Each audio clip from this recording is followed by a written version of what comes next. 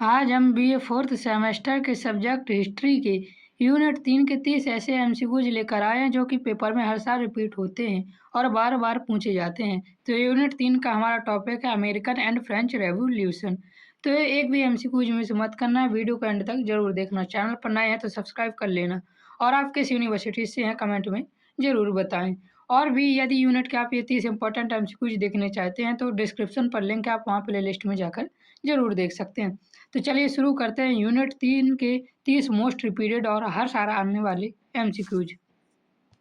पहला क्वेश्चन हमारा दिया हुआ है, अमेरिकी क्रांति कब प्रारंभ हुई? ये क्वेश्चन हर साल पूछा जाता है, तो इसका हमारा सही आंसर है 1775 में। अप्रैल 1775 में अमेरिकी क्रांति की शुरुआत हुई थी। क्वेश्चन नंबर दूसरा दिया हुआ है, अमेरिकी स्वतंत्रता की घोषणा कब हुई? तो इसका हमारा सही आंसर है 4 जुलाई 1776 को द्वितीय महाद्वीपीय कांग्रेस ने स्वतंत्रता की घोषणा को अपनाया था।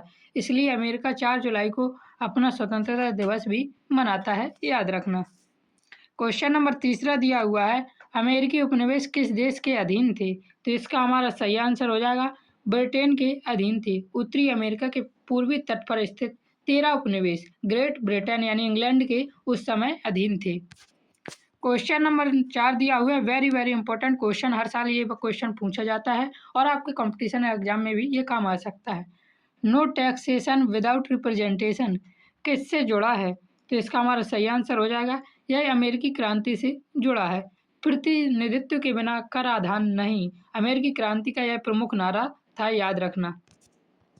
क्वेश्चन नंबर 5 दिया हुआ है, स्टाम्प एक्ट कब लागू हुआ? तो इसका हमारा सही आंसर है 1765 में ब्रिटिश संसद ने स्टाम्प एक्ट पारित किया था। इस स्टाम्प एक्ट के तहत उपनिवेशों में सभी कानून, दस्तावेज, समाचार पत्रों और मुद्रित सामग्री पर एक विशेष कर लगाना अनिवार्य कर दिया था। इसे ही स्टाम्प एक्ट कहा गया था, याद रखना।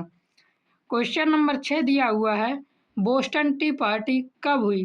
तो इसका हमारा सही आंसर हो जाएगा 1773 में हुई थी। याद रखना इसकी डेट 16 दिसंबर 1773 को हुई थी। यह एक ऐसी ऐतिहासिक घटना है जब बोस्टन बंदरगाह पर अमेरिकी प्रदर्शनकारियों ने ब्रिटिश जहाज़ों में से चाय की पेटियां समुद्र में फेंक दी थी। बोस्टन टी पार्टी फिर इस ऐतिहासिक घटना का नाम पड़ा। कब हुई थी? तो 1773 में। डेट याद रखना 16 दिसंबर को हुई थी। क्वेश्चन नंबर 7 दिया हुआ है, बोस्टन टी पार्टी किसके विरोध में थी? तो बोस्टन टी पार्टी चाय कर के विरोध में थी।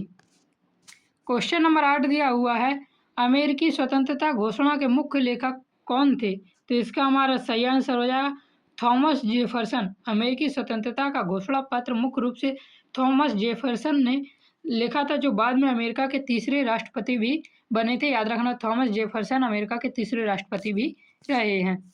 क्वेश्चन नंबर 9 दिया हुआ है, प्रथम महाद्वीपीय कांग्रेस का आयोजन किस वर्ष हुआ? तो इसका हमारा सही आंसर हो जाएगा 1774 में। इसकी बैठक कब हुई थी? तो डेट भी याद रखना, 5 सितंबर से लेकर 26 अक्टूबर तक इसकी बैठक हुई थी। और किस जगह हुई थी? तो फिलाडेल्फिया में हुई थी।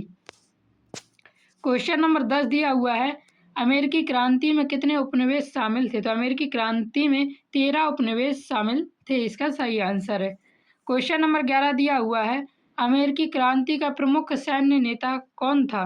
तो इसका हमारा सही आंसर हो जाएगा जॉर्ज वाशिंगटन अमेरिकी क्रांति का प्रमुख सैन्य नेता था, याद रखना। क्वेश्चन नंबर 12 दिया हुआ है, अमेरिकी संविधान कब बना? तो इसका सही आंसर है 1787 में अमेरिका का संविधान बना था। और यह लागू कब हुआ? तो 1789 में लागू हुआ था, 1787 में ये बना था। यह दुनिया का सबसे पुराना लिखित संविधान है, याद रखना। क्वेश्चन नंबर 13 दिया हुआ है, पेरिस की संधि कब हुई? तो इसका सही आंसर हो जाएगा पेरिस की संधि 1783 में हुई थी। यह अमेरिका के साथ एक क्रांतिकारी युद्ध आधिकारिक रूप से समाप्त हुआ और इसी आधार पर यह संधि हुई थी। ब्रिटेन ने संयुक्त राज्य अमेरिका को स्वतंत्रता मान्यता प्राप्त दे दी थी 1783 में। क्वेश्चन नंबर 14 दिया हुआ है, अमेरिकी क्रांति ने किस क्रांति को प्रेरित किया? तो अमेरिकी क्रांति से फ्रांसीसी क्रांति हुई। अमेरिका क्रांति की सफलता और स्वतंत्रता समानता के विचारों ने कुछ ही वर्षों बाद 1789 में फ्रांसीसी क्रांति को भारी प्रेरणा दी और 1789 में फ्रांसीसी क्रांति की शुरुआत हो गई, जो कि हम 15वें क्वेश्चन के बाद पढ़ेंगे। 15वां क्वेश्चन, अमेरिकी क्रांति का वैश्विक प्रभाव क्या था?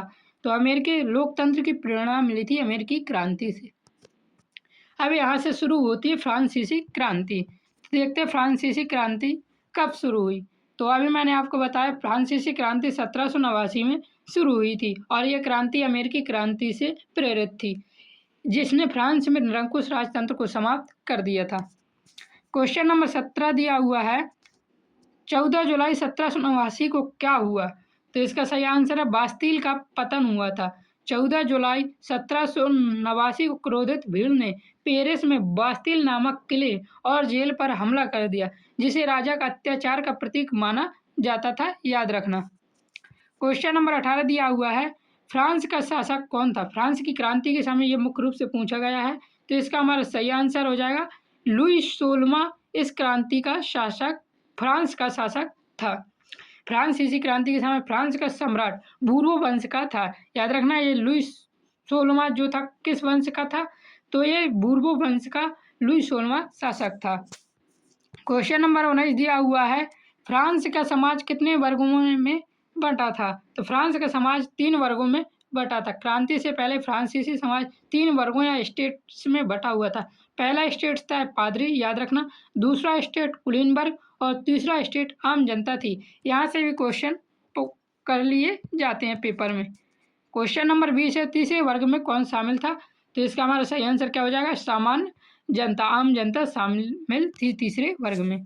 क्वेश्चन नंबर 21 है, एस्टेट्स जनरल की बैठक कब हुई? तो इसका सही आंसर है 1789 में एस्टेट्स जनरल की बैठक हुई थी। वित्तीय संकट से निपटने के लिए सम्राट लुई 16वें ने 5 मई, याद रखना डेट, 5 मई 1789 को 175 वर्षों बाद एस्टेट जनरल फ्रांसीसी संसद की बैठक बुलाई थी। एस्टेट जनरल को क्या कहते हैं? फ्रांसीसी संसद है, ये याद रखना।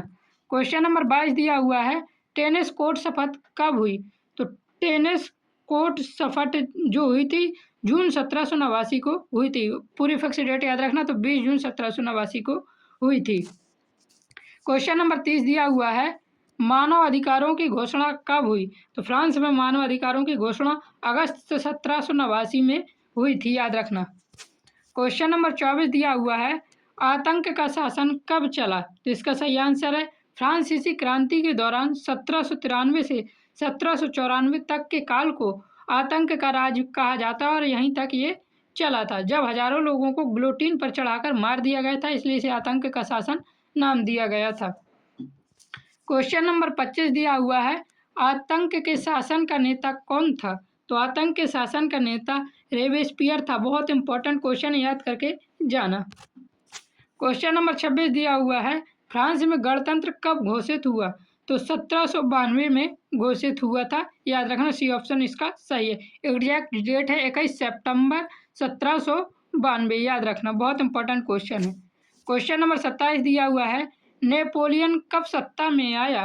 तो इसका सही आंसर है 1799।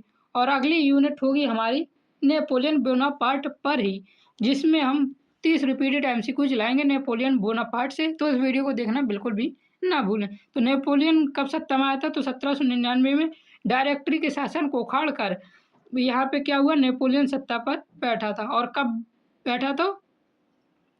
और इसने फ्रांस का अपने आप को शासक 1804 में घोषित किया था और सत्ता में 1799 में आया था, ये याद रखना, डेट में कन्फ्यूजन ना होना। क्वेश्चन नंबर 28 है, नेपोलियन कोड कब लागू हुआ? तो नेपोलियन कोड 1804 को लागू हुआ था। यह एक नई नागरिक संहिता थी जिसे नेपोलियन कोड कहा गया है, 1804 में लागू हुआ था। क्वेश्चन नंबर 29 है, वाटरलू का युद्ध कब हुआ? तो वाटरलू का युद्ध 1815 में लड़ा गया था। यह नेपोलियन बोनापार्ट का अंतिम और निर्णायक हार हुई। कब? डेट एकदम फिक्स याद रखना, 18 जून को हुई। वैसे इसे हम अगली यूनिट में और अच्छे से पढ़ेंगे। क्वेश्चन नंबर 30 है, फ्रांसीसी क्रांति ने किस विचार को मजबूत किया? तो फ्रांसीसी क्रांति ने राष्ट्रवाद को मजबूत किया तथा समानता, स्वतंत्रता और बंधुत्व और राष्ट्रवाद के आधुनिक विचारों को पूरी यूरोप और दुनिया में मजबूत किया था। तो इस प्रकार मैंने आपको 30 मोस्ट रिपीटेड यूनिट 3 के क्वेश्चन भी करवा दिए। यूनिट 4 के वीडियो भी आपको जल्दी मिलने वाली है। तो चैनल पर नए हैं तो सब्सक्राइब जरूर करना। जय हिंद, जय भारत, राधे राधे।